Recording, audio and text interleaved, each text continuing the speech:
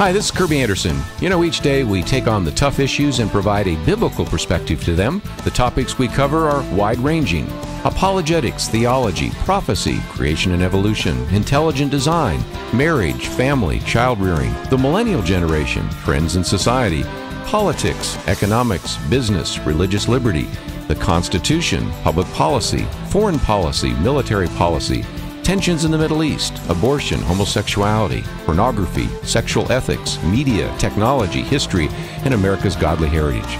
We talk about anything that affects your faith, your family, or your freedom. So don't go anywhere, because Point of View starts right now.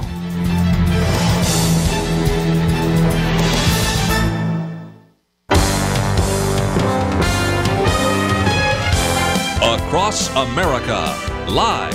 This is Point of View.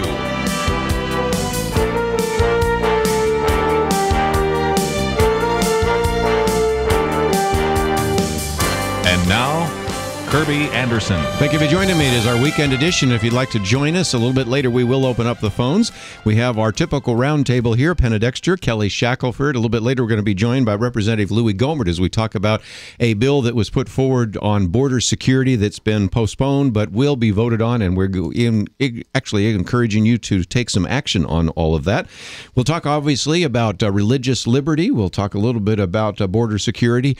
Later, we'll get into some of the foreign policy issues, so there's lots to talk about. Penna, I never know how we're going to get it all in. I don't either, and I think now we have a Congress that's actually trying to do some things, so that gives us even more things to discuss and to work on, and perhaps some also positive steps for people to take. I would think so. Well, it's religious liberty. It's been a few weeks since we've had Kelly Shackelford here, and we always have something to talk about, but this one is really surprising to me. Ford Motor Company. Tell us the story. Well, we've got a man who, and I bet almost everybody listening out there who works for a big company probably is going to recognize this, but here he is trying to do his work at Ford, and gets these emails promoting gay rights and diversity and tolerance and all this just over and over again. So there's a place for comment, for you to send a comment. So he sends a comment where he says, "What does this have to do with making automobiles?" and in fact, it's especially when it's disruptive to people who are people of faith and disagree with this type of conduct. Well, so the next day, he's called in. He's called in because of this and fired. I mean, so much for diversity and tolerance, right? The only difference is the federal law specifically protects against religious discrimination. It doesn't protect against all this other crazy stuff they're trying to do. So, but this is just typical, I think, of the kind of mindset of many companies, and hopefully, Ford will react to this in a good way and won't fight. But it looks like they're going to fight at this point, so we'll have to wait and see. But this is real similar to a lot of the other cases we have, that you're not allowed to hold to traditional Christian beliefs about human sexuality, and that if you do, that just can't be tolerated. We're not going to be tolerant for that, for Christians and for traditional biblical beliefs. This case is interesting to me because the actual email that he got from Ford, the group that promotes sort of the gay agenda, solicited comments. It asked for comments. He made a comment, and then he's fired for it. Kind of a bait and switch, kind of a trap, like a big bear trap, right? Hey, we'd love you to make a comment, and then when he makes a comment, well, we want comments, but not from a Christian perspective. Which is what they've said now by doing this, which you can imagine that's against the law. There are federal laws and state laws saying that not only can you not discriminate against employees because of their faith, but you actually have the duty to affirmatively accommodate the religious beliefs of your employees. So they failed on both levels here, and this is a clear violation of federal law. Let me just mention, before we get into more discussion about that we have posted that article. It really just links you to Liberty Institute, and in there you give some good factual material, because if some of our listeners would like to post this on their Facebook page, and we've made it very easy for them to do so, we are talking about being in violation of the Equal Employment Opportunity Commission regulations, all sorts of different civil rights regulations, Title VII of the Federal Civil Rights Act, and then the Civil Rights Act of 1991, and on and on and on. This one's not even close. This is, as they like to sometimes say, is a no-brainer, and this is going to be real difficult for Ford Motor Company, isn't it? I would certainly hope so. And the other thing I would say, Kerby, is when they go to that link, they can actually read the actual. Yes. You know, we don't. I mean, we describe what he said, but then we say, here's exactly what he said, and we provide, and you can see that there should be nothing wrong, especially when you're asked for a comment to comment.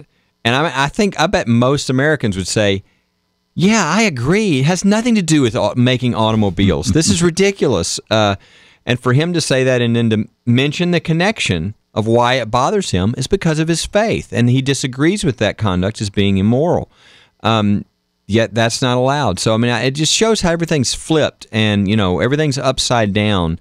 Good is bad and bad is good, and somebody is asked to comment, but if they comment from a Christian perspective, well, then that's the thing we're not going to allow here at the office. Again, that's against the law, and so I bet this is something that happens around the country, and that hopefully, if we have a lot of these now, all of a sudden, these employment cases with people that are being persecuted because of their faith, often because of something that doesn't even happen at the workplace. They find out, the Eric Walsh case, what he said in his church on a Sunday. I mean, so Craig James, Eshelman, editor-in-chief that lost his job because of what he said on his own blog, personally on the weekend. I mean, the stuff that's starting to happen is really, we've got to get a handle on this. So I would encourage people out there, pray for this case.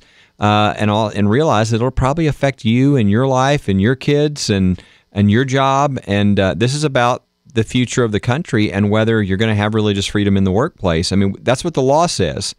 But if we don't stand up with these attacks that are attempts to really take it down, then we're going to lose those things. This is so interesting, and I'm sort of wondering how it's going to play out in the broader culture because, this homosexual groups have asked for tolerance, to live and let live, to let us follow our proclivities. We're not hurting anyone. And now the case can be made so easily now because of these private companies where employees are being affected that it does hurt people. It hurts people big time when you lose your job because of your religious belief. And the gay agenda, I mean, people don't like me using the word gay, the homosexual agenda is, as we've said, the tip of the spear to violate people's religious liberty. And I think it's becoming very clear. We don't have to stretch the argument. We don't have to get nuanced at all. It's very clear now that agenda is causing people's religious liberty to be violated. Oh, absolutely. And again, that's where I mean, most Americans, I think they have the idea that this belief that we should allow people to have different beliefs.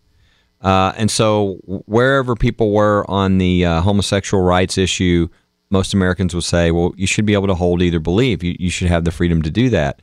And that's what's being tested now in all these cases, right? I mean, it's not just in this case with Ford. It's in the bakers, who are going bankrupt because they're being sued because they won't do, a gay or a homosexual wedding of sorts. And so this is being pushed in lots of different ways. But the idea is we're gonna find out whether these people, really do believe in freedom and the ability of people to hold different opinions. And these lawsuits are clearly saying that the whole culture is trying to really take away something that is just crucial to a free society, and that's the ability to disagree in a respectful way. If you would like to get some more information, we have that link to Liberty Institute. It's the first article there. There's a share button there, and I would really encourage you to hit that share button and put it on your Facebook page. It will generate some conversation for sure. Ford Motor Company allows employee feedback, then fires engineer for expressing his faith. We'll be back right after this.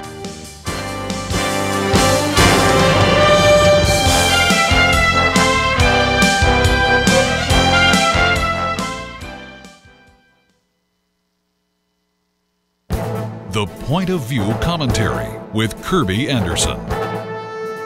How does God transform the lives of Christians? If you think the answer to that question is easy, perhaps you should talk with George Barna. 6 years after beginning what he assumed would be a relatively typical research process that sought to better understand how God transforms people's lives, he discovered that he had tackled a deeply challenging and amazingly revealing journey. The end product was his book, Maximum Faith. After lots of research and exhausting surveys, he was able to describe what he calls 10 stop points on the journey to wholeness. Stop 1 is an ignorance of the concept or existence of sin. Millions of people grow up oblivious to the fact that God exists and that we have a sin nature.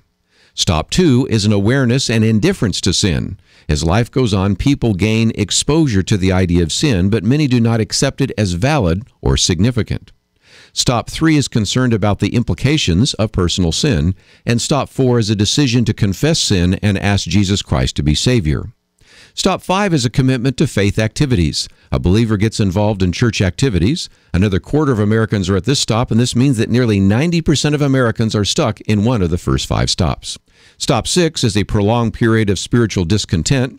Stop 7 is an experience of personal brokenness. Stop 8 is a decision to surrender and submit fully to God. Stop 9 is enjoying a personal intimacy with the love for God, and Stop 10 is experiencing a profound compassion and love for humanity. You know, it's worth noting that only a fraction of a percent find themselves in these last 2 stops. In general, Christians in America are not experiencing what God intends for them. Put another way, most Christians are captive to the culture and therefore unwilling to seek godliness. I'm Kerby Anderson, and that's my point of view.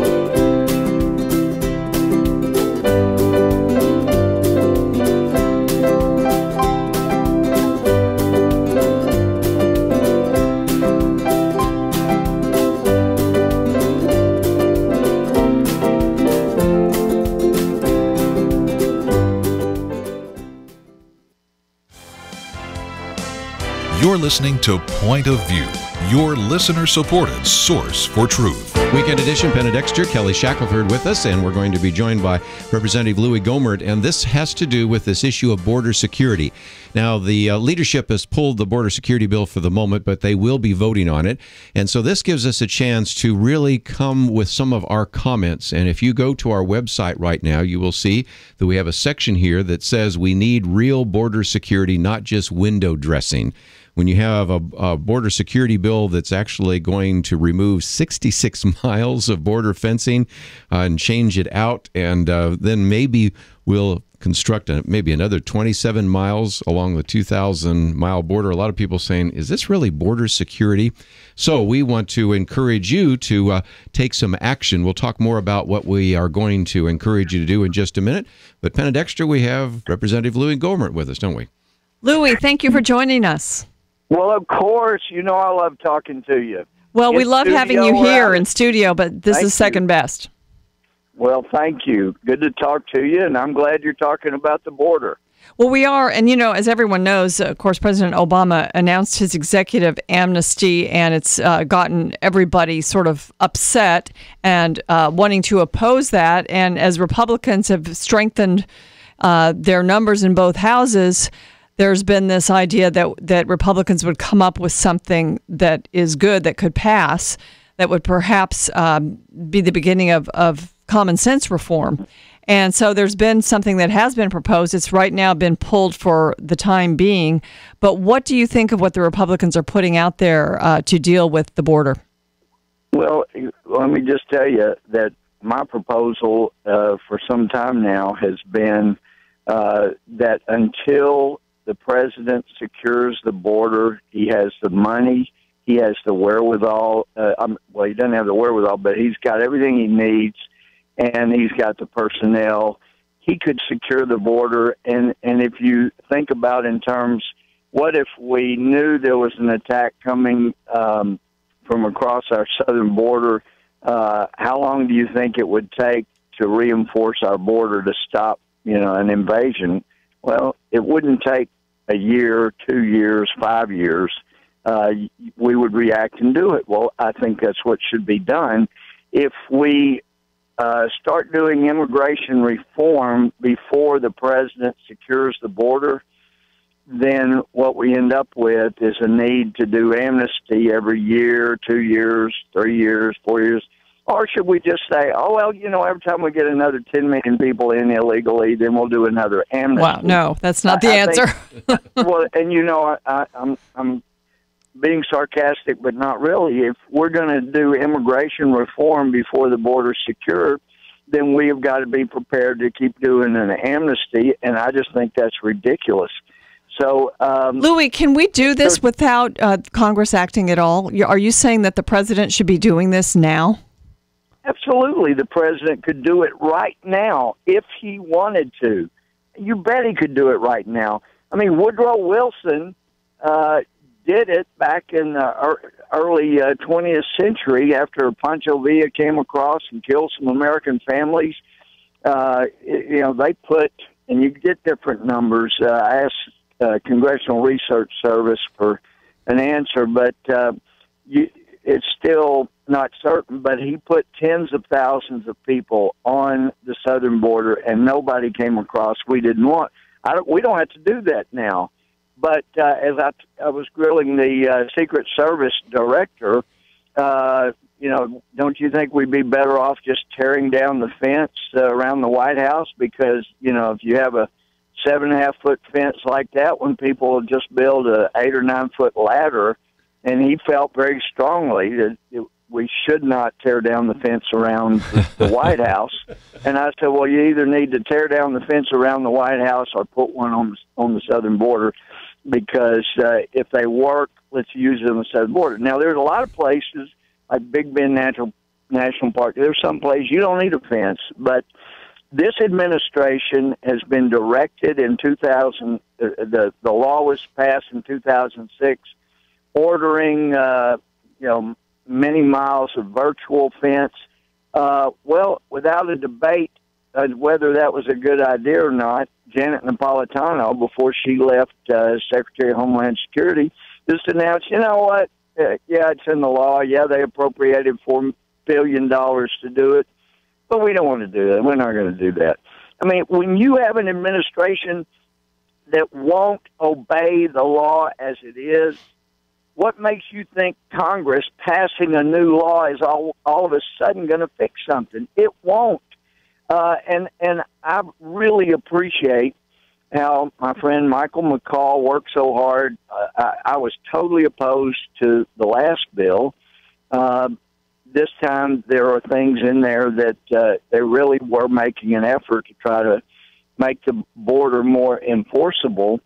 But it provides 120 days for the Secretary of Homeland Security to come up with a plan to enforce the border, and then it provides, I think it's 9 months, something like that, 8 or 9 months after that, that the Government Accounting Office can review that.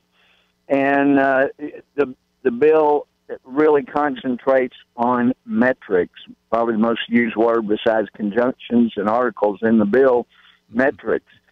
How we can determine whether or not the border has situational awareness and occupational control. Those are the other big buzzwords. And really, y'all, I've been saying this for years, we ought to wait until the border states say unanimously that our border is secure and rely on that and not rely on some government entity.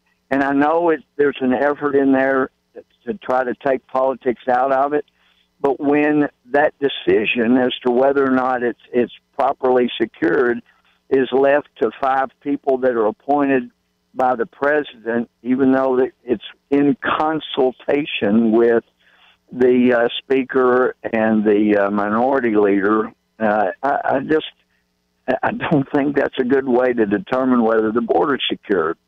But anyway, I have some severe concerns about it. When you have a president that's not enforcing the law as it is, Homeland Security has been very dishonest about the status of the border, about what's going on in the border. You get the truth if you're down there in the middle of the night like I've been so many times, but I'm just very concerned that the problems in the White House, we can go through all these machinations to change the law, but until he's ready to secure the border, it's not going to be secured. Well, Louie, Kelly Shackelford, one of the things I'm reading on this is they're saying that actually the bill somehow tears down more fence than it builds. Explain that. That doesn't make a lot of sense. No, it doesn't make sense, and I'm not sure. I read the original bill, and I've got my copy that's all highlighted, and the new one that is. And then apparently there were some minor changes made, and I haven't compared to see what happened. There were provisions in there for building more fence, more border road, and things like that. That's good. But I'm not sure if there's more torn down than built, but clearly we need fence on the southern border. And, I still want to know what the president, what DHS did with the $4 billion that were appropriated for the virtual fence that they just decided unilaterally to change the law that Congress passed and President Bush signed. They decided on their own to change it. And now, you know what? We're not going to do that. We don't think that works. Well, no debate over it, just announcing, you know what? We're not going to do that. Louie, I know that you have to go on, but give us a final comment or two just before we go to a break, because I know you have to go on to some other legislative actions, but we're encouraging people to take some action and let Congress know that we want real border security, not window dressing. What do you think? Well, I think you've got to let members of Congress and the Senate and the White House know, secure the border. And once that's done, people will be amazed at what we'll be willing to agree to, but not until the border is secure. There are a lot of things I'd like to see done. Heck, I'd be okay with, short-term work visas as long as the employer or the individual had health insurance so everybody doesn't have to subsidize. There are a lot of things we could work out to agree on. But until the border's secure, it doesn't make any difference. Until we have an exit program so we know when people leave and when they're still here in the country and where they are, that we're wasting our time. We have got to secure the border and get people out that have expired visas. Well, Louie, appreciate you being with us by phone. We look forward to the next time we have you in studio. Look forward to it. Can't wait. Thanks so much. We're going to take a break, and when we come back, we're going to talk a little bit more about what you can do to make a difference. It's part of our action item. We'll talk about that with you and take some phone calls right after this. Time to be honest. If you made New Year's resolutions, have you kept them? Maybe one was to read your Bible and pray, to eat better, get more exercise, all good things. Here's one more that we urge you to add to the list. Once each month during 2015, support a daily dose of education in freedom, civic freedom, and spiritual freedom. Support Point of View Radio. I'm asking for at least 12 gifts, so if you haven't given here in January, now is the time. Today, don't put it off. Give $30, give $50, perhaps you can only do $5. Do something, stretch a bit. Resolve to support Kerby and the team. Visit pointofview.net. Click Donate Now, pointofview.net. Or mail your donation to Point of View, Box 30, Dallas, Texas 75221. Box 30, Dallas 75221. Or call us 800-347-5151. 800-347-5151. Get that gift to us today. Point of View is produced by Point of View Ministries.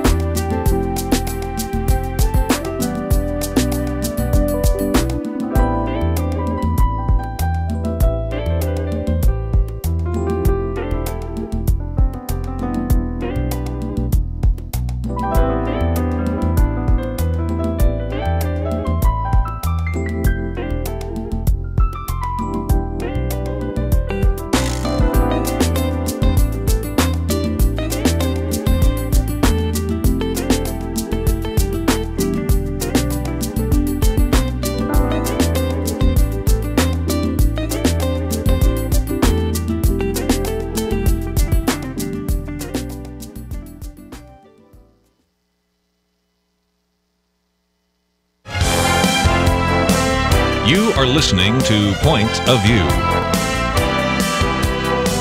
The opinions expressed on Point of View do not necessarily reflect the views of the management or staff of this station. And now, here again is Kerby Anderson. If you'd like to join our conversation, 1-800-351-1212. Penna, Dexter, Kelly, Shackelford. We had a chance to talk just briefly with Representative Louie Gohmert. And let me mention that we have some action items for you. The first, of course, is that comment that I made before. And if you go to our website, pointofview.net, you will see that under our action item, which is in the middle part of the web site there, it says we need real border security, not just window dressing. I love the picture they picked there. There's a fence that is like a picket fence in front of your house, and that's supposed to be the border in one spot.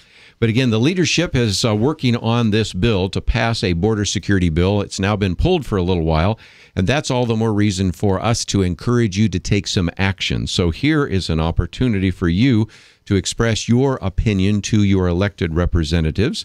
The president of the union that represents the Citizen and Immigration Service actually calls this bill a global joke, which is kind of interesting. The spokesperson for the Border Patrol agents said it doesn't provide the resources the agents need to protect the border, and it won't improve the situation. So if you were agreeing with some of the things they've said, there's a place there for you to put your name, address, and everything. Then it will pop up automatically your two senators, your representative. In most cases, we simply want to maybe start talking to your representative, but we'll give you that opportunity. And this is a way for you then to have an opportunity to express your opinion. Now, we have a suggested letter there, but you can change it any way you'd like. Be courteous, of course, but express your concern about the fact that we have a 2,000-mile border, and about 700 miles of it is still insecure, even according to what the Obama administration says.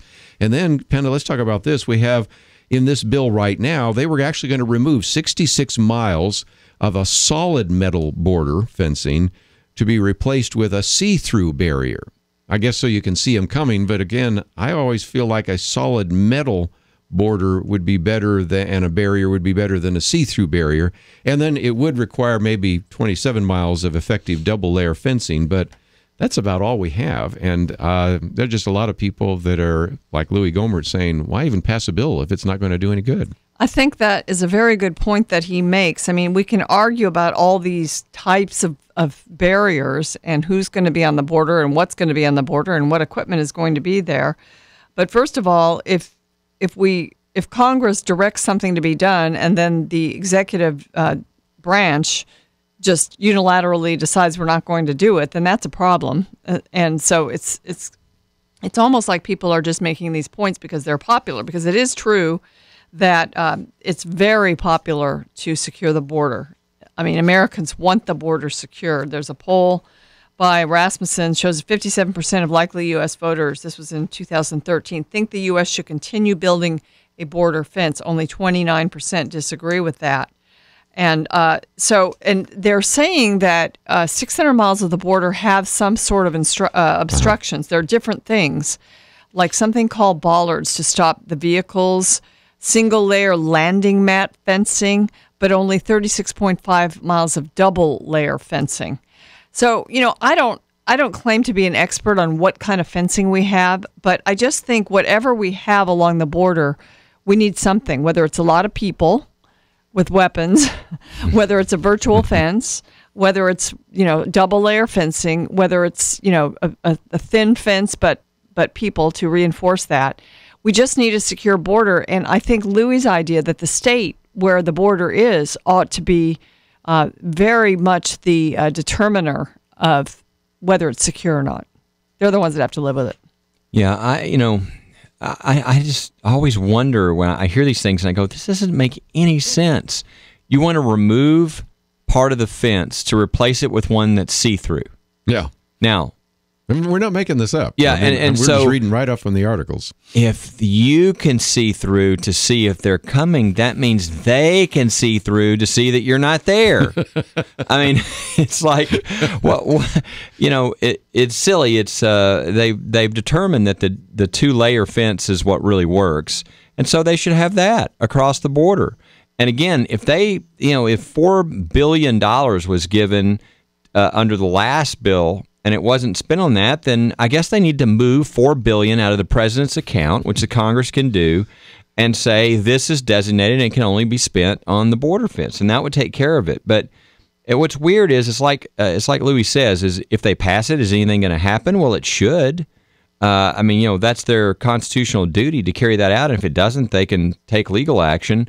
But then to hear that the actual bill they're proposing is going to tear down more fence than it builds up, you're like, gosh, I mean, can they get anything right?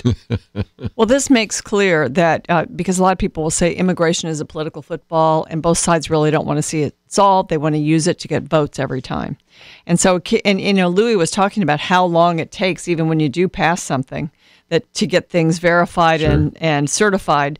And so, that's true. It is a political football. And the politician who actually solves this, whether it's a president or whatever, is going to be a hero in America.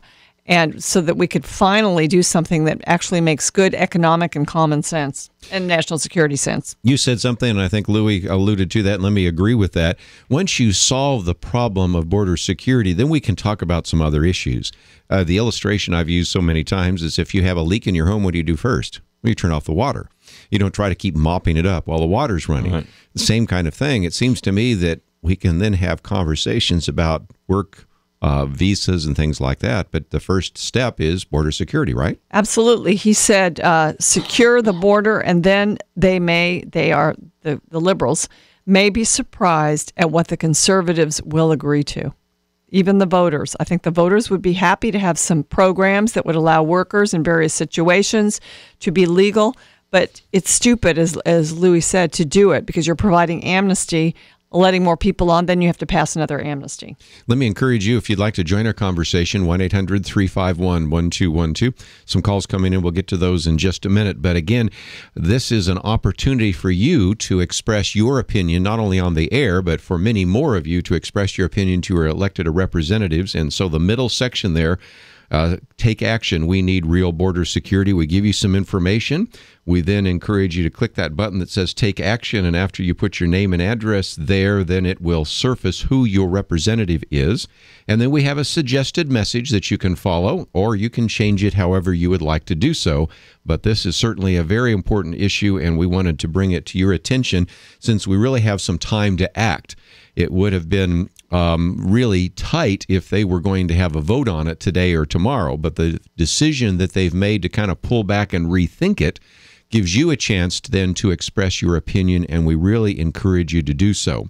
One other issue I might want to put on the table before we take some phone calls is, in addition to this issue of border security, I know all of us have been looking at another piece, and that is the issue of what is called catch and release. And Senator Jim Inhofe from Oklahoma has reintroduced what's called Keep Our Communities Safe Act. And Penna, as we know, there's kind of this legal loophole that requires immigration authorities to release back into the United States an immigrant that has not been accepted for deportation right away. And so they can be detained for a period of time, but it tends up being catch and release. We catch them, we release them, we don't bring them back. We have tens of thousands of young children that cross the border that have been released.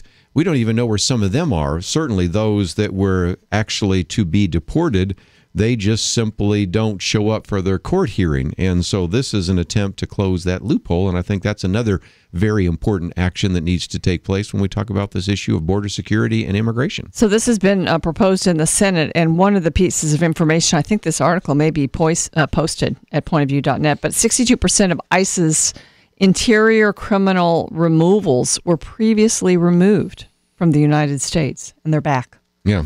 Well, that's the other thing is Louie Gohmert one time said, well, when you release them, did you stand there long enough to see if they just came back over the border? Because that has actually happened, physically happened sometimes. And Kelly, we just shake our heads, but I mean, this is the reality of a country that seemingly does not want to control its borders. Find me a country that does not want to control its borders, and over a generation, it ceases to be a country. Absolutely. And I mean, I think I just saw this week that somebody who was released, had committed a serious crime, and they were released, and they murdered somebody. I mean, so this affects, people's lives. I mean, when it's one, border security is one thing, but when you when you arrest someone for a felony, the idea that you would release them is just, I mean, I think most Americans would think you're insane.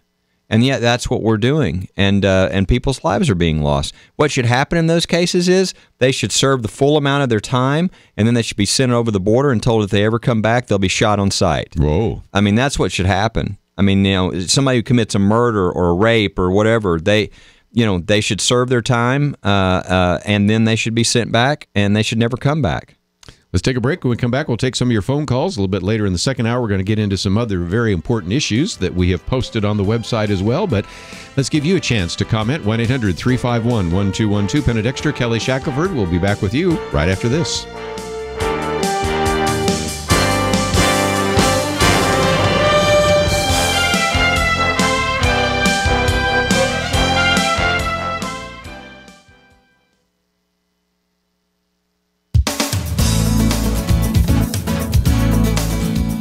Coincide with the 42nd anniversary of Roe v. Wade, pro-lifers were promised by House leaders they just helped elect and re-elect that there would be a vote on a bill that would ban abortions after 20 weeks. That's 5 months gestation. It's called the Pain-Capable Unborn Child Protection Act because there is now lots of research showing that unborn babies feel pain at 20 weeks, maybe earlier. One of the clearest trends shown in Gallup polling is that Americans oppose late-term abortion. Passing the fetal pain bill should not have been a hard call for the newly strengthened Republican majority. The D.C. news outlet The Hill reports that the House spent weeks coordinating its vote on the 20-week abortion ban legislation with the National March for Life rally, which was to take place on the 42nd anniversary of the Roe v. Wade decision. The bill had 100 co-sponsors and was expected to sail through the House, but it never even got a vote. A couple of so-called pro-life female members of Congress withdrew their sponsorship of the bill and organized opposition to a provision in the legislation. Its passage was then in doubt. The sticking point in the bill was a requirement that women who seek an exception to the ban because they were raped back up their claim with a police report. This is a big deal because if no police report is required, the proposed law has no effect. The abortionist could just check the box that says the abortion was performed due to a rape. Late-term abortionists, think Kermit Gosnell, would have no problem with that bit of deception. The House passed a ban with this reporting language in it in 2013. Representative Renee Elmers of North Carolina and Representative Jackie Walorski of Indiana, who pushed for this requirement to be stripped out, had no problem with it back then. It's puzzling that they waited to pick this fight until a couple of days before the vote. We hear they worried how the rape reporting requirement would play among women and millennials. There's a silver lining. House leaders replaced the pain-capable bill with another great piece of pro-life legislation, and members passed it on the day of the March for Life. The No Taxpayer Funding for Abortion Act is a permanent blanket ban on taxpayer-funded abortion across the entire government. But it's pathetic that the House could not pass a bill to ban late-term abortions. The U.S. is one of only 4 nations that allows abortion up until birth. We hold that distinction with such havens for human rights as China and North Korea. Sadly, no pro-life legislation will be enacted under this administration. But we've got to ask, if Republicans couldn't get such a popular bill passed, what can we expect when they face really tough legislative battles? Congress should quickly pass the pain-capable bill. For Point of View, I'm Penna Dexter.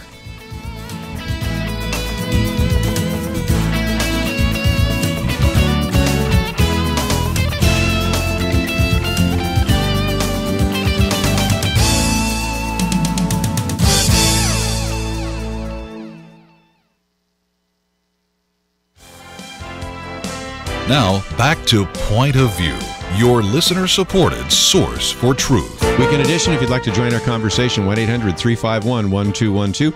Penna Dexter, Kelly Shackelford. Let's take some of your phone calls. We'll go to Missouri first. KTTK. Jeff, thank you for calling today. Hey, guys, I really appreciate the grand job that you're doing. I have a couple of comments as examples of just a single question. As a citizen, any of us that broke the law would anticipate we would deserve the brunt of justice. And when we see, whether it be blurring of the different, whether it be the Department of Justice, the legislative branch, the executive branch, whenever there's blurring there and there's not the checks and balances, laws are being broken, such as choosing not to defend the Defense of Marriage Act, or when $4 billion is appropriated for fence border along our border, but decisions are made not to follow through with those laws. Why are those individuals not being brought to justice? It looks to me like as we progress into a lawless banana republic instead of a republic governed by the rule of law, our citizenry just are losing freedom. We're losing confidence in the system, and the people that are supposed to be doing their job appears to me like they are just not doing it by holding these people accountable. How is this happening? No, it's a very important question, because most Americans don't understand how the rule of law is sort of that invisible principle that keeps civility in society and doesn't make it just whoever has the most force wins. And you lose that, your country's gone, and you're like one of these banana republics like you talk about. The answer to your question is, it's because the executive branch is the one that's supposed to execute the laws. And we've never had this before. And those of you out there who like Obama, this is just the truth. We've never had anybody who flaunted the law like this before. Especially, I think the best example is the Department of Justice.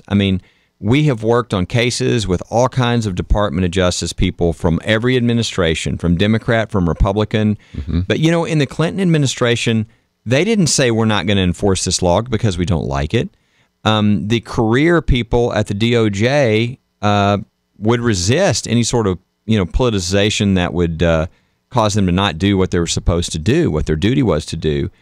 That all has changed. Just the shameless sort of flaunting of the law and the rules by President Obama's administration, and I blame the people in the Justice Department who did not resist this kind of politicization, is where this is coming from. So all you can do in that situation is you can file a lawsuit, and hopefully through the courts and through the legislature, you can get control back. And that's exactly what's happened. For instance, this executive order that the president did, that is not an executive order that's lawful, went way over the line. It was basically, legislating. A lawsuit was filed by, was it 26 or 36 states? Texas, I know, is the lead on that, but all these states are saying you've cost us, hundreds of billions of dollars by what you did, and what you did was unlawful. So they have standing, they've got an injury, and that's now in court, and we'll see what happens. But that's all you can do, because the job of the executive branch is to execute the laws. And so what happens when you have somebody in there who won't do their job? It's the only real fix to that is for the American people to actually realize you don't want that, because that means next time when the guy who has different beliefs than you do is in charge, the laws he's not going to follow the laws that you think should be followed. So let's say you're into the environment. The next person says, well, I don't really care what the EPA regulations are. We're not enforcing those because I'm now king, which is essentially what when the president does that, what they're acting like. And all you can do is throw them out in the next election or file a lawsuit. And the lawsuits are what's being done in between now and the next election. I've noticed because the president's nominee for attorney general has been before the Senate this week, Loretta Lynch. And so some senators are saying, well, she's not Eric Holder. We're so happy about that. But still, when asked about the president's executive amnesty, her answers are disturbing, because she talks about how if you're here, you should have the right to work. And the statements, she wouldn't give a clear answer on some of these things like marriage. Yeah. But that one was the vagueness, though, aired, I thought, on the side of that she's just going to be just as bad and support the president's executive amnesty as attorney general. She'll probably be confirmed. Jeff, any comments? Yes, sir, I sure do, and I appreciate you all's comments. I just finished reading a book, The 5,000-Year Leap, subtitled Freedom 101, and I also recently heard a survey that was done with American seniors. I don't remember who did the study, but they interviewed and just asked some very simple questions. What are the three branches of government? And, just simple things. And it was like 20% was the figure that could only give like a 50% correct answer on those basic citizenship questions.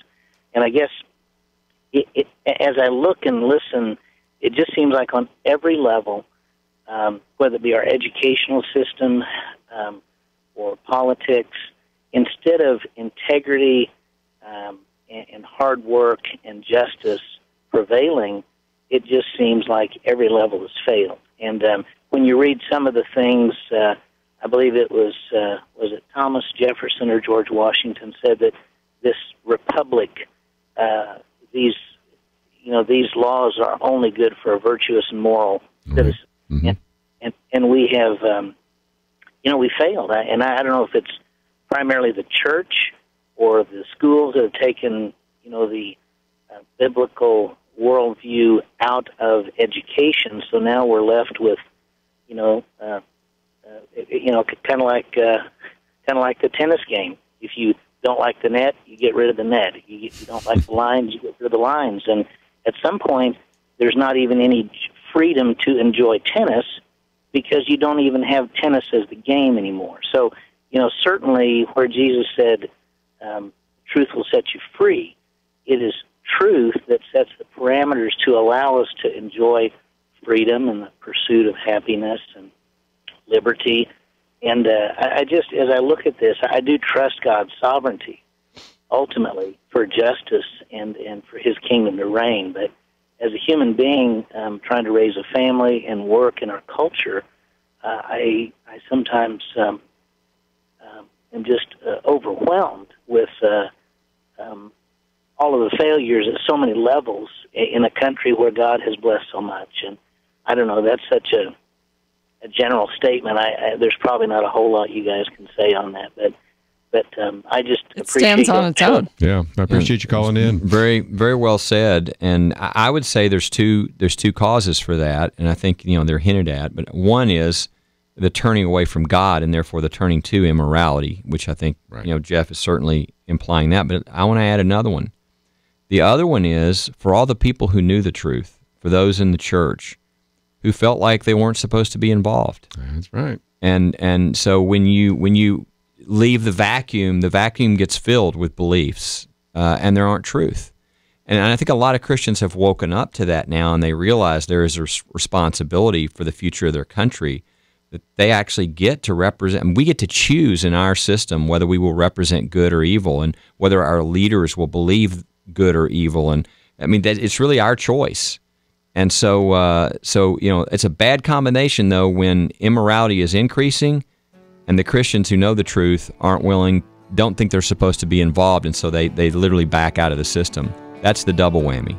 Well, we'll take a break, and we'll give you a chance to make some further comments, but we need to take a break, and we'll be back right after these important messages.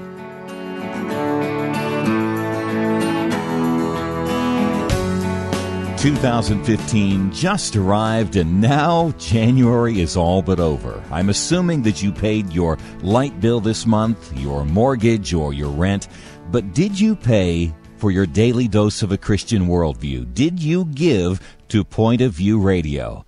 As a belated New Year's resolution, I urge you to give to Point of View at least once each month in 2015. You may give $40 or $5. I cannot overemphasize, though, if you believe in our mission, our purpose, to continue challenging and educating this generation, we need to hear from you each month.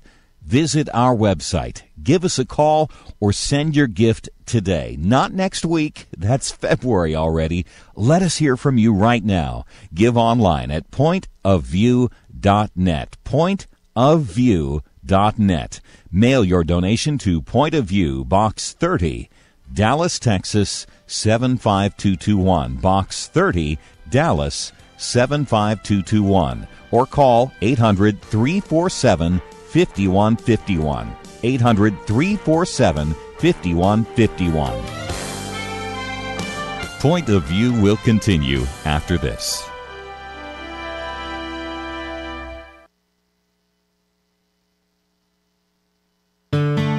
I just thank God for y'all. I listen to you every day, truly. I wanted to thank y'all for everything you do each day to inform Christian families and our community about the things we can do, and just the way you're so informative. I listen to you daily and love you guys and appreciate you so much. God bless you, Kerby, for keeping this show so on track and for the decades of wonderful help to this nation that Point of View has been. We're all big fans of your work, and we pray that God will just prosper it. As a Christian, over the years that I've followed this program, I am constantly challenged to be on guard and to evaluate what's going on. And if for no other reason, to protect the caliber and the truth of your programming, I need to participate and to back your program financially to ensure that the truth stays out there for people to hear, to view, and to be a part of.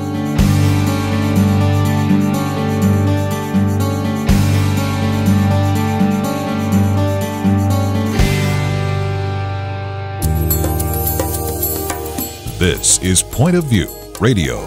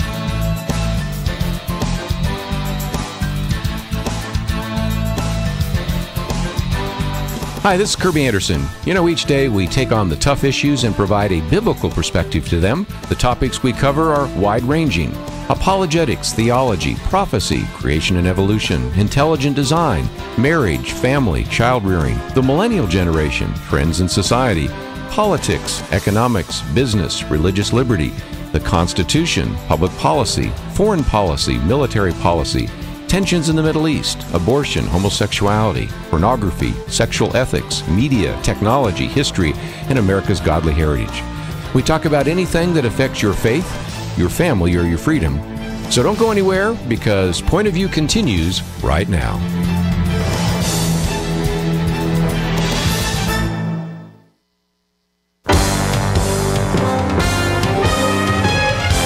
Across America, live.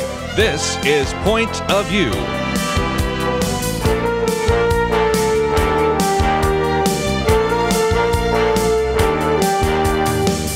And now, Kerby Anderson. Second hour today, if you'd like to join our conversation, 1-800-351-1212. It is Weekend Edition. Penna, Dexter, Kelly, Shackelford. In the first hour, we talked a little bit about the issue of religious liberty and have posted that article, Ford Fires Christian Employee. We also have been, over the last few minutes, and we'll take a few more phone calls on that, talking about border security. We've talked about the argument that we need better and more realistic border security rather than window dressing, and there's an action item there. We also have the article on catch and release, the loophole. And in just a little bit later, we'll get into some of these other issues. We've posted something about the decision by both the House and the Senate to actually ratify the Keystone XL pipeline, but probably the president will veto it. We'll see where that goes. And a piece by Charles Kruthammer, A Nuclear Iran. So you can find some of those articles on the website. But lots to cover, and even one that we didn't post, but all of us have seen, Peggy Noonan talking about America's strategy deficit. We have lots to talk about, even in the second hour, don't we, Penna? We do, and at the beginning of the show, I mentioned that Congress, there's now a Congress that's doing some things we like. They're getting to work, and one of the things that happened in the Senate is the Armed Service Committee had hearings.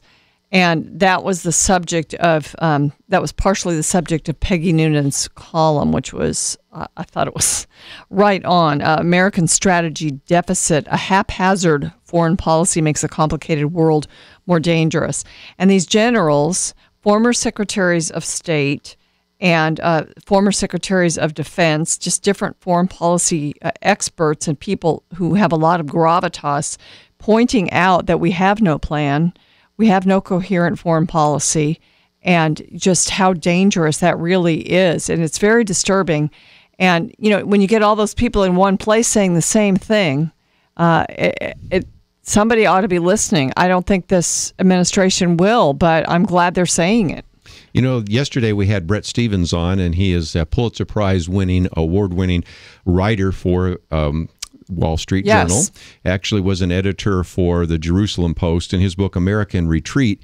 And if I can for just a minute put his argument on the table, and it's really based upon what's called the broken window theory. And you might remember, especially if you ever took a class in social science or especially sociology, back in 1969, Philip Zimbardo, who was a professor at Stanford, took a car to Bronx, and he popped up the hood and took off the license plates. And within minutes, you had kids out there stripping it and vandalizing it, and by the next day, people were ripping upholstery out of it and smashing windows and everything. Okay, then he went and took a similar car and posted that right near the Stanford campus in Palo Alto, which is kind of upscale. In this case, again, it did not have a license plate, it had the hood up, but nobody touched it for days. But then he went back and smashed one of the windows in the car, and within 10 minutes, people started vandalizing it. The point he was making, and others have made this as well, that if you see an abandoned building and there aren't any broken windows, it probably will stand for just a while. One broken window, pretty soon all the windows will be broken. And the point he made is that there is a connection between disorder and crime. If there's disorder and you don't sense that there's a policeman hanging around there, then it brings out all sorts of irresponsible behavior. Well, if America is supposed to be the global policeman, and we, for example, see, let's just type hypothetically, maybe you have a dictator in Syria that kills thousands of people, and America doesn't do anything, then you might have a president in Russia that takes Crimea. Or you might have a radical Muslim group called ISIS and begin to take land. In other words, when the policeman's not on the beat, disorder leads to more provocative and violent behavior. And that's kind of the argument that Bret Stephens is making, that because we've had America in retreat, we right now are seeing hotspots all over the world. And the world is aflame in large part because we say, hey, we're not the global policeman anymore. And I think we really need to think about what our role in the future is going to be in the 21st century. Well, I think it's even worse than what you just described. Not only are we not the global policeman, but we don't even know right from wrong. We refuse to refer to the radical Islam. I mean, we will not use those words, radical Islam. We won't use the word jihad. We won't, this week, our administration representing this country referred to the Taliban as non-terrorist.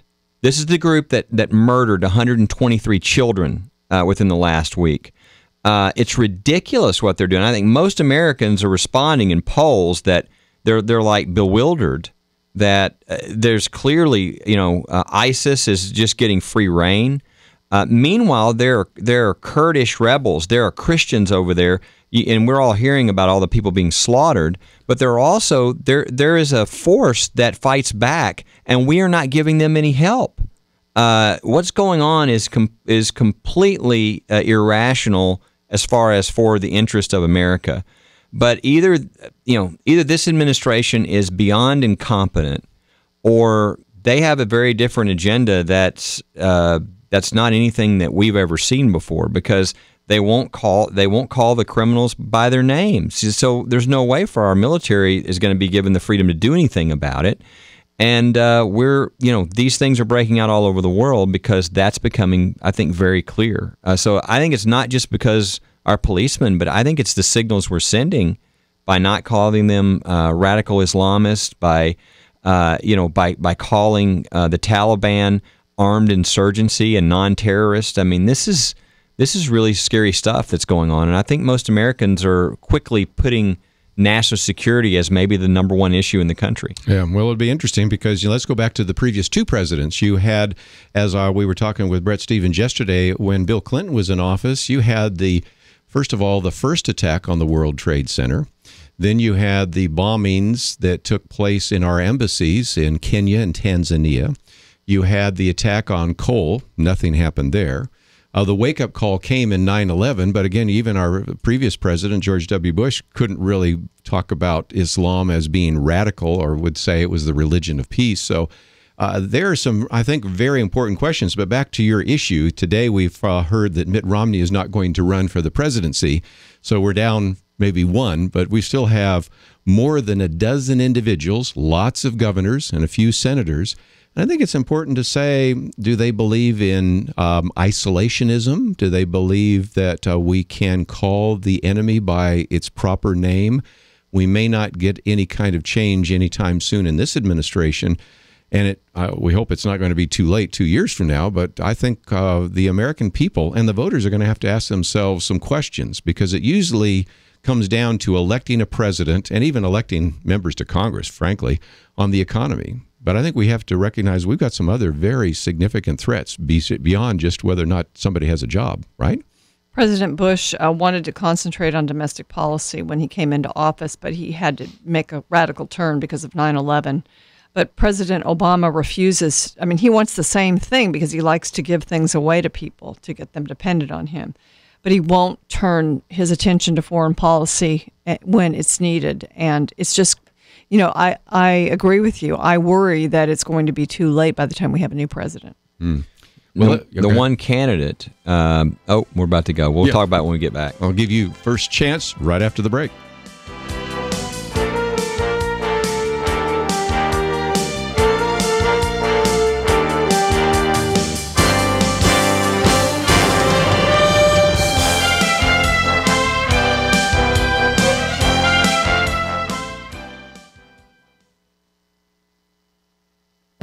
The Point of View Commentary with Kerby Anderson. How does God transform the lives of Christians? If you think the answer to that question is easy, perhaps you should talk with George Barna. 6 years after beginning what he assumed would be a relatively typical research process that sought to better understand how God transforms people's lives, he discovered that he had tackled a deeply challenging and amazingly revealing journey. The end product was his book, Maximum Faith. After lots of research and exhausting surveys, he was able to describe what he calls 10 stop points on the journey to wholeness. Stop 1 is an ignorance of the concept or existence of sin. Millions of people grow up oblivious to the fact that God exists and that we have a sin nature. Stop 2 is an awareness and indifference to sin. As life goes on, people gain exposure to the idea of sin, but many do not accept it as valid or significant. Stop 3 is concerned about the implications of personal sin, and Stop 4 is a decision to confess sin and ask Jesus Christ to be Savior. Stop 5 is a commitment to faith activities. A believer gets involved in church activities. Another quarter of Americans are at this stop, and this means that nearly 90% of Americans are stuck in one of the first 5 stops. Stop 6 is a prolonged period of spiritual discontent. Stop 7 is an experience of personal brokenness. Stop 8 is a decision to surrender and submit fully to God. Stop 9 is enjoying a personal intimacy with the love for God, and Stop 10 is experiencing a profound compassion and love for humanity. You know, it's worth noting that only a fraction of a percent find themselves in these last 2 stops. In general, Christians in America are not experiencing what God intends for them.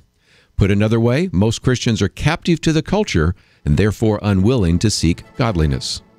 I'm Kerby Anderson, and that's my point of view.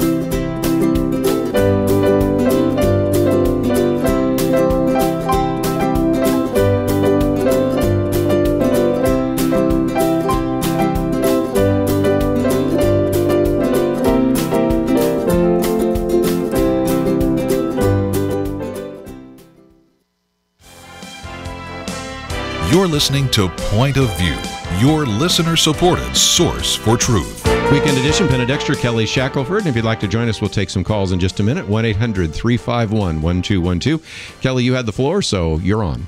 Well, I think one of the things, again, this is, I think, a serious issue for the country, national security, and I think it's going to remain one because of the way our current administration is mishandling it. As, you know, former secretaries of state from all presidents, Democrat and Republican, have said in this article we're talking about, of how dangerous what we're doing right now, what we're not doing. But if you look at it from on the political side, you've got this race for president. Well, who's going to be the next president? This usually isn't the number one issue. Like, as you said, it's education.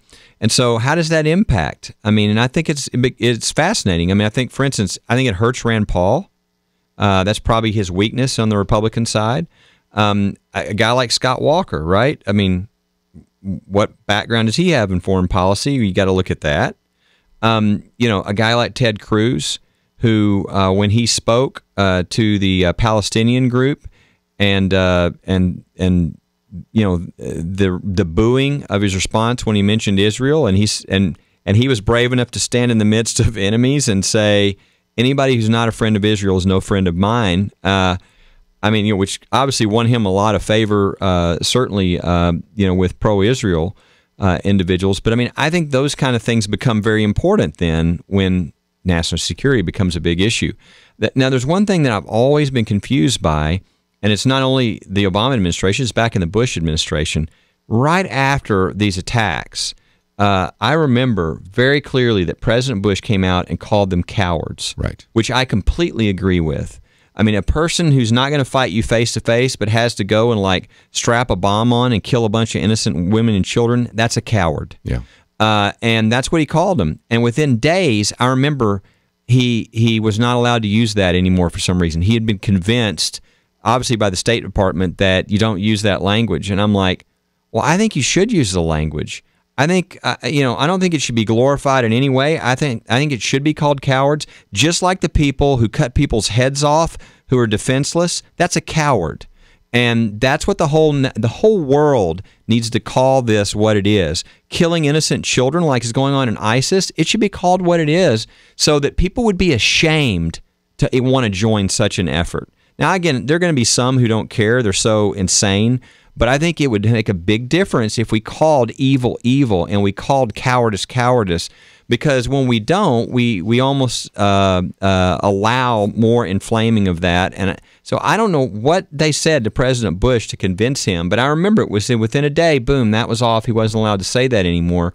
And I just think that's wrong. I think we need to speak more clearly, and I think the candidates for president who do that, and again, I think Hillary Clinton's going to have a hard time with this because she was Secretary of State. Yeah. And it's talking about smart power, and we'll see what that means for her and what she would do or wouldn't do. Yeah. And you got Benghazi and all this that she's going to have to deal with. But I think that's going to be big in the upcoming election because, unfortunately, I think if something doesn't happen and there's, I don't know, some new embodiment of the president or the administration, this is just going to get worse and worse over the next couple of years. And by then, we'll be screaming for a new president that'll deal with foreign policy. Well, oftentimes it's taxes and the economy, but maybe this time foreign policy. What do you think, Penna? Well, while we're talking about the election, it's interesting because we do have, and we always have, candidates who haven't had any political experience that also are trying to test the waters. And we've noticed that, for instance, governor here of Texas, Rick Perry, he kind of exposed himself as perhaps forgetting some things and not quite having the knowledge that you need on a national scale last time. He has spent the last several years immersing himself in these issues. And anyone, Scott Walker, whoever wants to be, move forward into the nominating process, they need to be doing this in the foreign policy realm, especially if they haven't dealt in foreign policy, which most of the candidates haven't.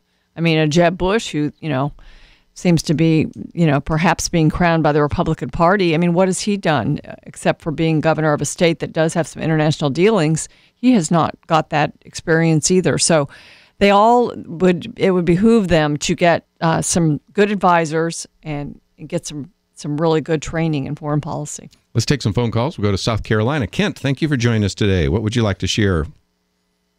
Yes, thanks for taking the call. Listening to the two topics of border security and national security with respect to what's happening on the southern border, I'm curious if it's a national security issue while we're not discussing the Canadian border as well. And then I'm also curious as far as with respect to the threats in the Middle East. The gentleman who was speaking about what the president isn't doing is the same president who also was on watch whenever we got Osama bin Laden. And I'd also like to know what military he thinks we're going to use after we just ran our military for 13 years between two major conflicts. Thank you very much. Okay, we got some good questions. Canada is less of an issue, but it's not a small issue because we have had some terrorists that have tried to come through Canada. So Louie Gohmert, when he was on, just talked about the southern border, but I think you pay attention to both of those. And I would add one more. About 40% of the people that are here illegally actually came here legally. That statistic comes from Marco Rubio, so I have no reason to doubt it. These are people that overstayed their visas. So even while we talk about the issue of border security, we also have to talk about people who came here on airplanes or on boats and other things. So that is all part of that question. But that's a good one to raise. For the military, let me just suggest what we talked about yesterday with Brett Stevens, and I'll see if you guys agree. Again, it's called point of view, so we can have different points of view, but what can we do? Part of it has to do with deterrence, not necessarily always deploying troops, but to have some level of deterrence. For example, if we were to just simply put the military budget on par where it's been in the past, that's at about 5% of GDP. Right now, we're at about 3.4% of GDP. Part of that's due to sequestration. Part of that's due to the fact that this president has not wanted to spend money. And yesterday we went through a fairly long list of the fact that we really don't even have enough ships to really project power if we wanted to in, for example, the South China Sea. I mean, sooner or later, China is going to be rattling the sabers. And if we need to protect Japan or Taiwan, we have to do that with, 290 ships, and I'm counting everything that floats. And that's really not very good. Look at the Air Force. We have, as we were talking about yesterday, pilots that are flying planes that were built in the 1960s. Does that bother anybody around the table? The average age of the planes is 26 years of age. So we're not talking about necessarily always deploying troops, but we are saying that when you build down your military so much, you find yourself not able to respond to a lot of kinds of threats that are certainly out there. If you were to draw a line in Syria and hold it, would Vladimir Putin have people in Ukraine right now? I mean, those are some reasonable questions. So that's my answer. I'd love to see what some of you have to say. Well, these generals that testified before the House Armed Service certainly are concerned about the funding of the military. In fact, they think it's almost an emergency. Mm-hmm. And, we have the sequestration. And, of course, as I mentioned earlier, this is an administration that likes to fund money toward giving things to American citizens so they can get votes, which is really how they operate. And so they're not going to be inclined to increase funding of the military, even if it's just for that reason. So I don't know what the Congress is going to do about sequestration or, these limits. They're good. It's good to have those limits on spending. But I think that we need to be redirecting things toward national security. And again, can we do better? Well, sure. We've heard about $500 hammers. Every government agency has inefficiency, but it seems to me that right now we have built ourselves down so little that we really cannot respond or even be a deterrent force in some areas of the world right now. Yeah, I mean, we're sending all the wrong signals. We're sending signals of weakness, of us not doing things. I mean, it's embarrassing to see our president and Putin in a match. I think most Americans were embarrassed by what they saw there. I think the article in the Wall Street Journal, the Peggy Noonan article, is a great article because not that it's greatly written or whatever, but because if you look in there, what you find is you got the picture of these three secretaries of state under Democrat and Republican saying the same thing, that, whoa, we've got to get this under control. You also have inside that article generals, including one who just left this administration, complaining about the fact that we've got to call this what it is or we have no hope to do anything about this. So you've got, this isn't like a partisan deal. This is across the board. Everybody who's involved in this and has any experience is saying what is going on right now is very dangerous, and we really do need to change course, or it's just going to get worse.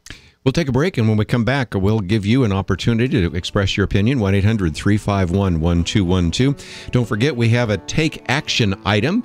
We need real border security, and if you would like to contact your representative, we've made it very easy for you to do so. Visit the website, pointofview.net. You probably also by now have received an email that allows you to do that as well. We'll be right back. Time to be honest. If you made New Year's resolutions, have you kept them? Maybe one was to read your Bible and pray, to eat better, get more exercise, all good things. Here's one more that we urge you to add to the list. Once each month during 2015, support a daily dose of education in freedom, civic freedom, and spiritual freedom. Support Point of View Radio. I'm asking for at least 12 gifts, so if you haven't given here in January, now is the time. Today, don't put it off. Give $30, give $50, perhaps you can only do $5. Do something, stretch a bit. Resolve to support Kerby and the team. Visit pointofview.net. Click Donate Now. pointofview.net, or mail your donation to Point of View, Box 30, Dallas, Texas 75221, Box 30, Dallas 75221, or call us 800-347-5151, 800-347-5151. Get that gift to us today. Point of View is produced by Point of View Ministries.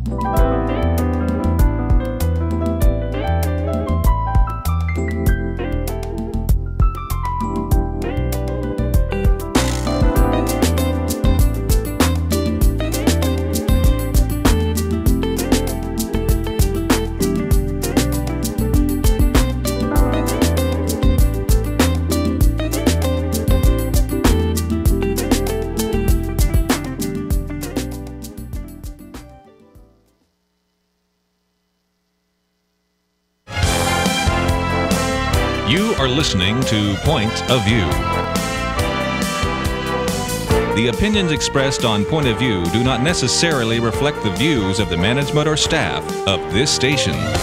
And now, here again is Kerby Anderson. Final half hour, if you'd like to join our conversation, open line, 1-800-351-1212, weekend edition.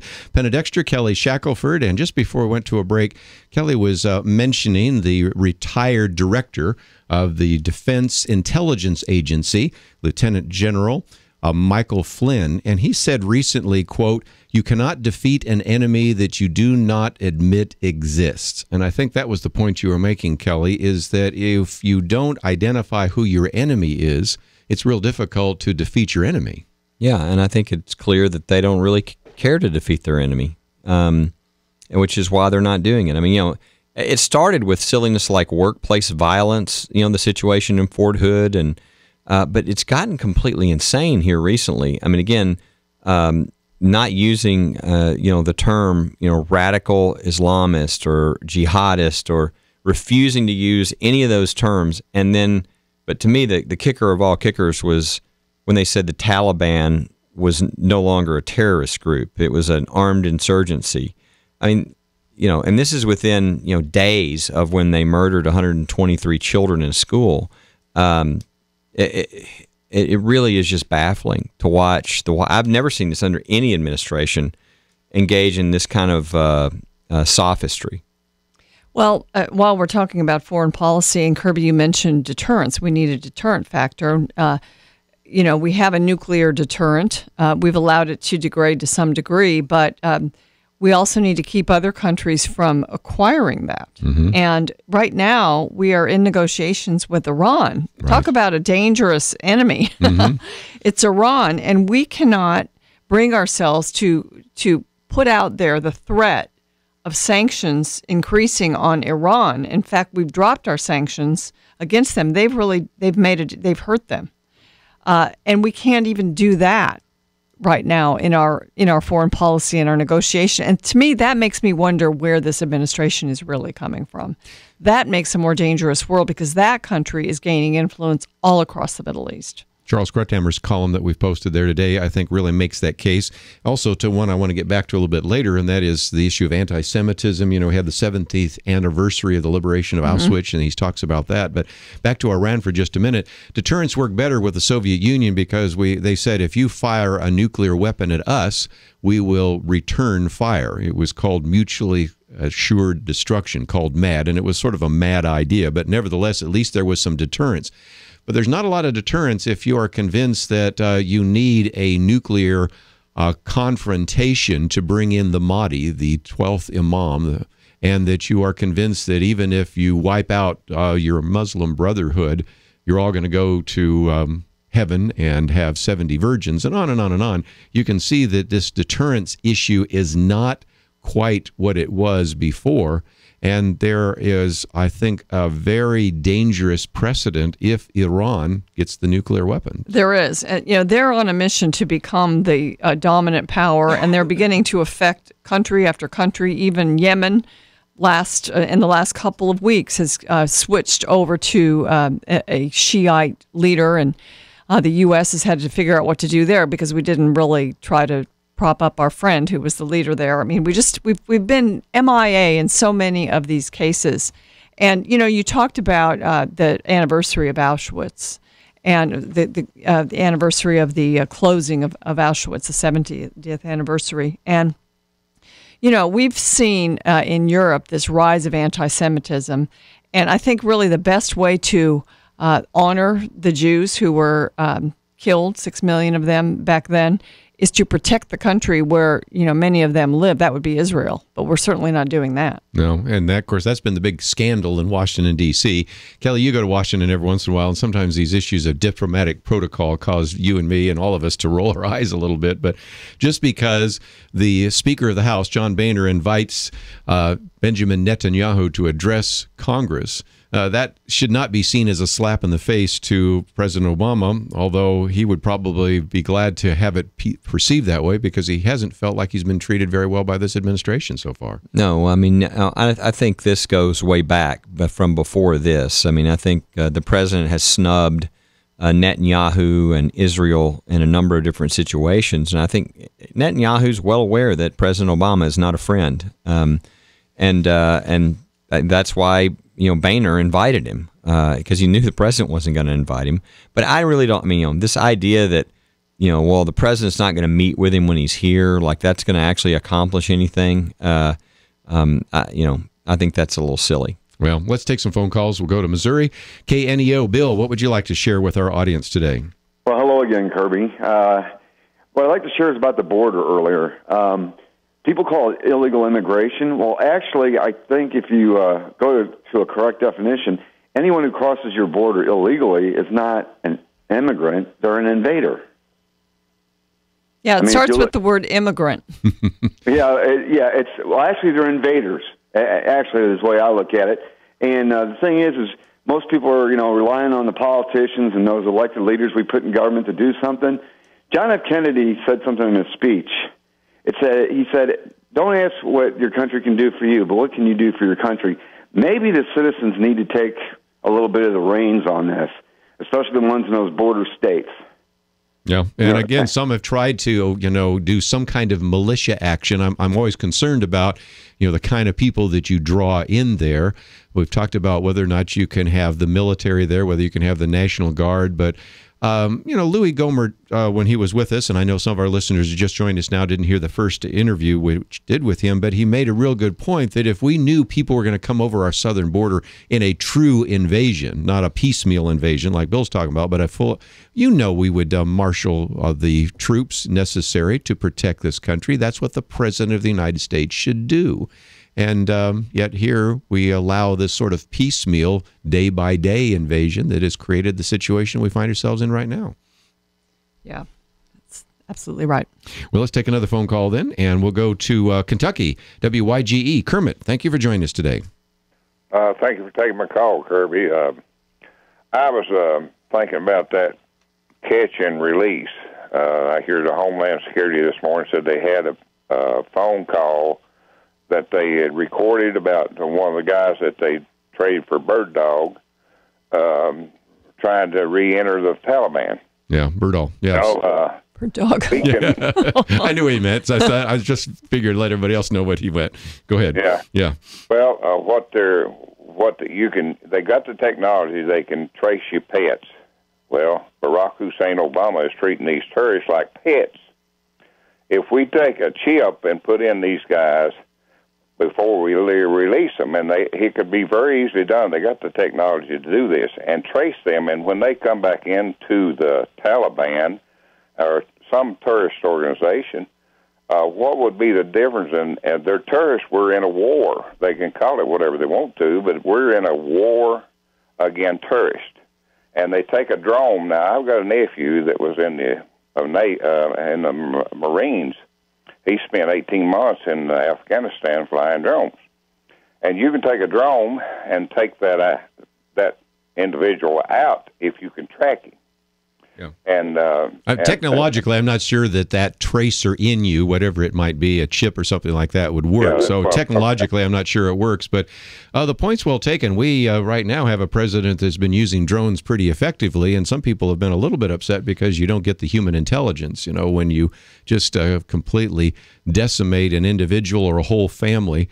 There's, of course, no due process for that, but also you don't gain any kind of actionable intelligence. But this is the frustration that we have. I think this president really does want to close down Guantanamo, so the only way he can figure out how to do that is keep releasing prisoners. So whether it's the catch and release we were talking about at the border with people that are here illegally, or whether it's releasing some of these prisoners, a lot of this just doesn't make any sense at all, Penna. I think, it kind of goes back to what Kelly said earlier in the program, that the disrespect for the rule of law, whether it be on an international scale or within the country, it's going to be the downfall of our way of life and really our system if we don't turn it around. And that's why really the next election is very important, and also staying involved is very important. If you understand that and you stay involved and keep people accountable, you can make a difference. Well, and I'd point out, Liberty Institute, we're doing lawsuits all the time, and we've done them under every administration, Republican and Democrat. But I'll just say this: we haven't lost a single case against the Obama administration, because they're going so far against the rule of law. And the good news, though, is that we're winning these cases. The courts are ruling, so we're still keeping things together. It's just we've never had anybody push against the rule of law like we've had in this current situation. And the last example of that, of course, is the really unlawful executive order. Well, we'll take a break, and when we come back, a couple more comments just before we wind down for today, so stay tuned. And again, let me encourage those of you that maybe just joined us. We have an opportunity for you to take some action, and it's under our Take Action section. We need real border security rather than window dressing. We'll come back right after this.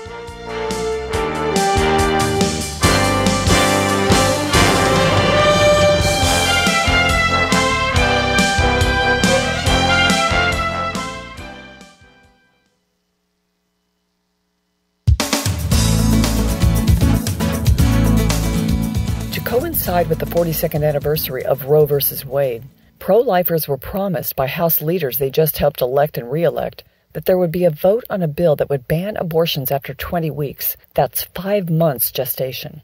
It's called the Pain-Capable Unborn Child Protection Act because there is now lots of research showing that unborn babies feel pain at 20 weeks, maybe earlier. One of the clearest trends shown in Gallup polling is that Americans oppose late-term abortion. Passing the fetal pain bill should not have been a hard call for the newly strengthened Republican majority. The D.C. news outlet The Hill reports that the House spent weeks coordinating its vote on the 20-week abortion ban legislation with the National March for Life rally, which was to take place on the 42nd anniversary of the Roe v. Wade decision. The bill had 100 co-sponsors and was expected to sail through the House, but it never even got a vote. A couple of so-called pro-life female members of Congress withdrew their sponsorship of the bill and organized opposition to a provision in the legislation. Its passage was then in doubt. The sticking point in the bill was a requirement that women who seek an exception to the ban because they were raped back up their claim with a police report. This is a big deal because if no police report is required, the proposed law has no effect. The abortionist could just check the box that says the abortion was performed due to a rape. Late-term abortionists, think Kermit Gosnell, would have no problem with that bit of deception. The House passed a ban with this reporting language in it in 2013. Representative Renee Elmers of North Carolina and Representative Jackie Walorski of Indiana, who pushed for this requirement to be stripped out, had no problem with it back then. It's puzzling that they waited to pick this fight until a couple of days before the vote. We hear they worried how the rape reporting requirement would play among women and millennials. There's a silver lining. House leaders replaced the pain-capable bill with another great piece of pro-life legislation, and members passed it on the day of the March for Life. The No Taxpayer Funding for Abortion Act is a permanent blanket ban on taxpayer-funded abortion across the entire government. But it's pathetic that the House could not pass a bill to ban late-term abortions. The U.S. is one of only 4 nations that allows abortion up until birth. We hold that distinction with such havens for human rights as China and North Korea. Sadly, no pro-life legislation will be enacted under this administration. But we've got to ask, if Republicans couldn't get such a popular bill passed, what can we expect when they face really tough legislative battles? Congress should quickly pass the pain-capable bill. For Point of View, I'm Penna Dexter.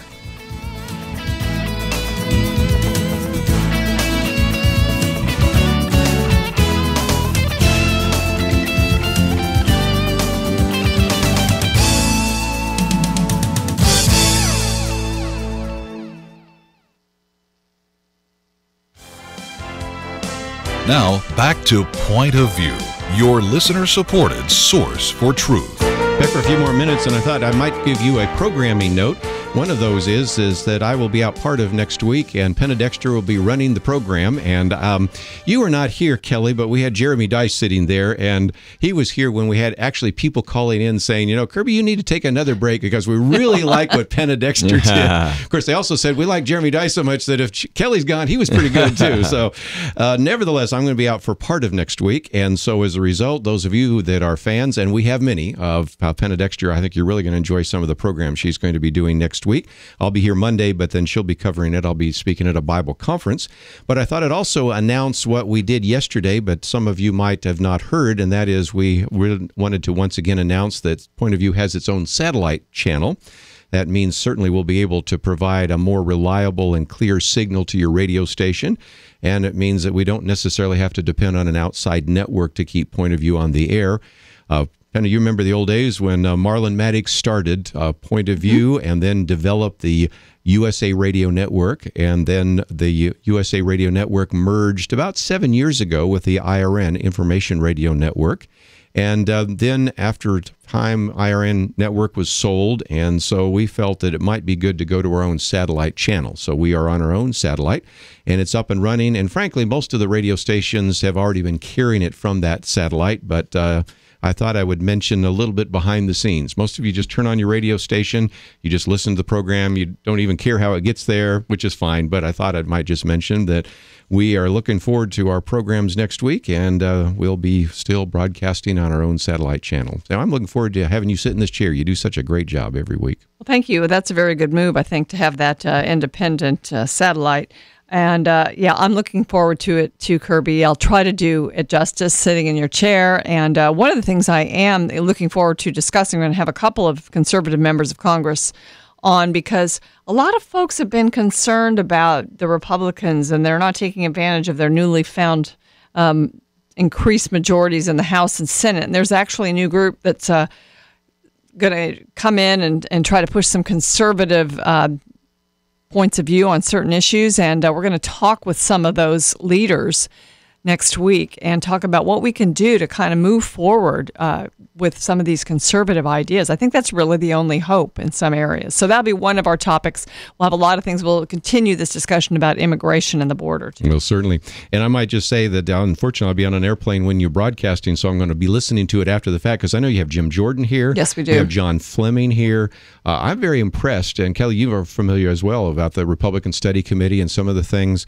If it weren't for some of those groups of conservatives, because as we've pointed out before, not all Republicans are conservative. Usually most all conservatives these days are Republican, although there have been in the past conservative Democrats.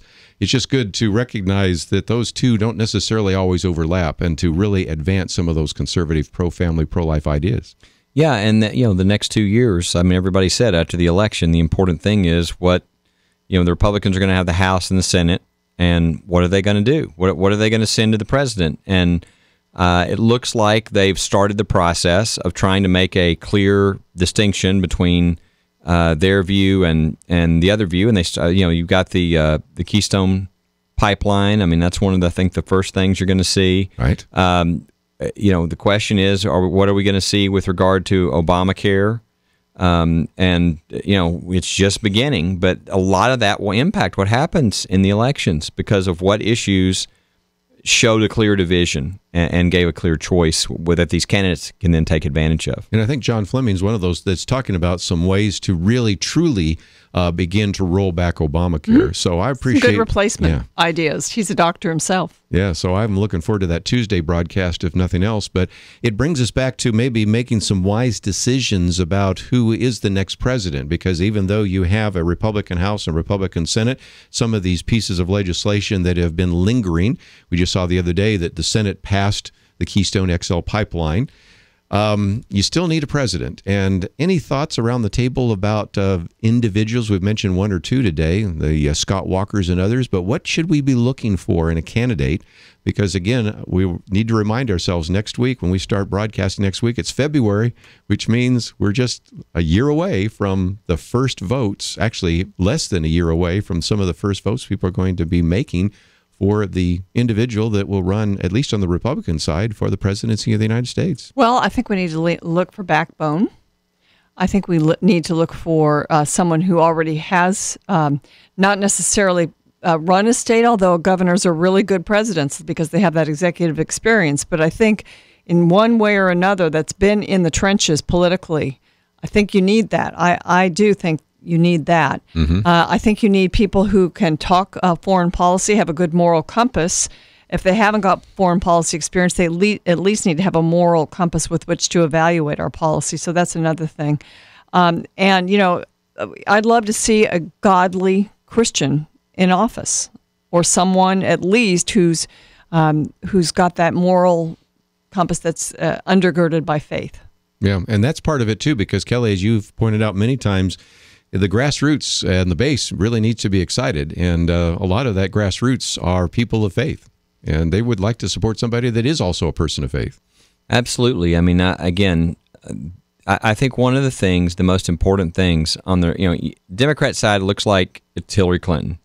On the Republican side, who's going to be the candidate? Well, the Republican side has had Bob Dole, John McCain, Mitt Romney, and they're just, the key, and the exit polls showed this, the key is for the Republicans to find somebody who actually has charisma with the average person. Yes. Who they look at and go, I could see myself sitting, talking to them, having a beer or a Coke or whatever they're having. They feel like they can relate. And that's what they want. They want somebody who they feel like at least understands. Yeah. And the Republicans haven't done that recently. They need more charisma. And so that's going to be one of the things that I think, and unfortunately, I don't think that's how the Republicans pick their candidates. I don't think that's how they'll pick their candidate this time. So the very thing they need, they probably won't be looking for, because it'll probably be about power and money. Yeah. You've got two people talking about being these sort of establishment candidates, and then you got all the rest of them talking about being the conservative candidates. So what you foresee is sort of one candidate, whether it be a Jeb Bush or whoever, of all the establishment, and then all the other conservatives beating up on each other. That would be a pretty bad way to go about picking the president, because then it really wouldn't be on who's a better candidate. It'd be based upon who's got money and establishment and connections, and that's not what you want. You really want them to have to go through a process where really they have to show that charisma, that ability to really connect with the average American, or they don't win. Let me again just encourage you to visit our website. You're going to find many of the articles that we've talked about today. We've talked about Ford. We've talked about the Keystone XL pipeline. We've talked about the strategy deficit and the need for us to take seriously the threat from Iran. We also have Penna Dexter's commentary today, the abortion bill debacle. And in the middle section there, you will see the take action section. We need real border security, not window dressing. And this is an opportunity for you to express your opinion to your member of Congress. So please take the time to do so. Also, let me encourage you, as we have so many times, to click on some of those buttons there, especially under Kelly Shackelford's name, and go to Liberty Institute. It is worthy of your support. It is certainly worthy of your prayers. And certainly today we learned again of what happens, whether it's a Sergeant Philip Monk or whether it is a man that works for Ford Motor Company, Thomas Banks, or whether it in the past has been people like Eric Walsh or Craig James. We need to support those individuals that fight for our liberty in the courts. So, Kelly, thanks for joining us, Penna, as well. I want to thank for those behind the scenes. That, of course, is Andrew and Catherine and Chris. Have a great day. Enjoy the weekend, and we'll see you back here on Monday.